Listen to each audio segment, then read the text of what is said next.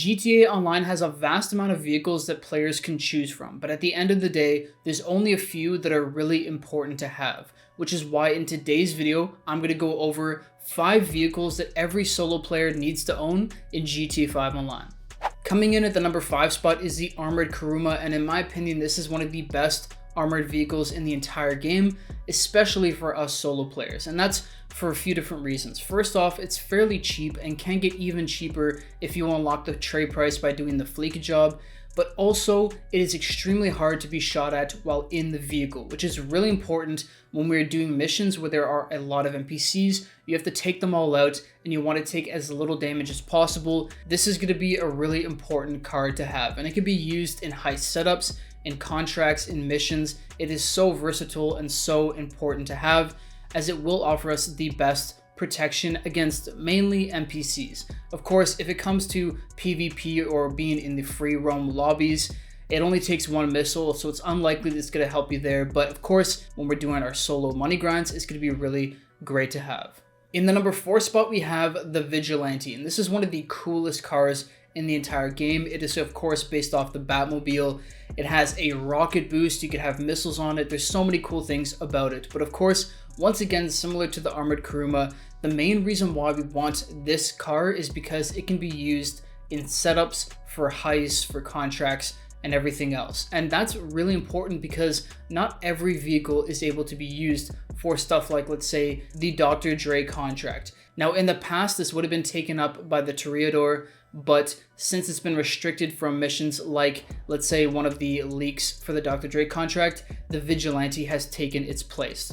As I said earlier, it has a rocket boost, which makes it extremely fast on land. And if you have an MOC within your bunker, you're able to customize it and put on homing missiles onto it, which are some of the best missiles in the entire game. And I personally use this car the most when I do the Dr. Dre contract, the second leak, or the High Society leak. This is by far the best vehicle to use, as we're able to actually call it in through our mechanic during the mission, and we're able to then use it to take down the helicopter with just 2 homing missiles. You can also use it to help disrupt the party, but there is a limit on the homing missiles in the Vigilante, so be careful with that.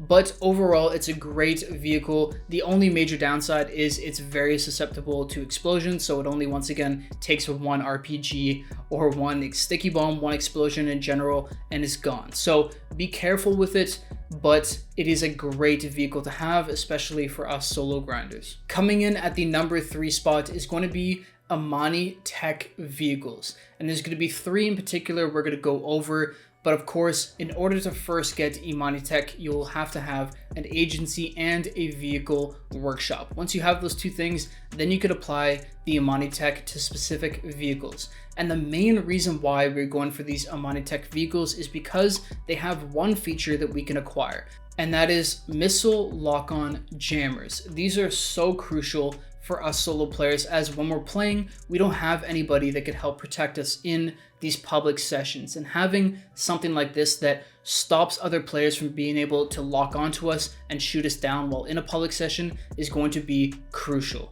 So as I said, there are 3 that I would focus on, with the first one being the Obey Omni EGT. This is an electric vehicle, which is overall performance-wise really good, but the main reason why we're going for this vehicle is because it can take a ridiculous amount of RPGs, up to 20 in fact, which means that when you're in a public lobby, there's a very good chance that if you're driving this car with the missile lock-on jammer, with the armor plating and everything else that we can get for it using Imani tech, we are pretty safe. It's a pretty safe car, and then of course on top of that, you have some pretty good vehicle performance. Although one thing I don't like about it is that the windows aren't bulletproof, which is why the second Imani tech vehicle is important, which is the Bravado Buffalo STX. This Imani tech vehicle does not have the same kind of RPG resistance as the Obey Omni EGT, but it does have bullet resistant windows, which is a major plus. So depending on what you prefer or what you find is the most important thing for you, you can go with the EGT or you could go with the Bravado Buffalo STX, completely up to you. I personally decided to go with the Obey Omni EGT. Now the third Imani tech vehicle that I want to talk about is slightly different than the first 2 because you don't have to purchase it. and this of course is the Ocelot Virtue, one of the newest cars released in the game. If you complete the first dose and last dose mission storyline, you will unlock a free Ocelot Virtue.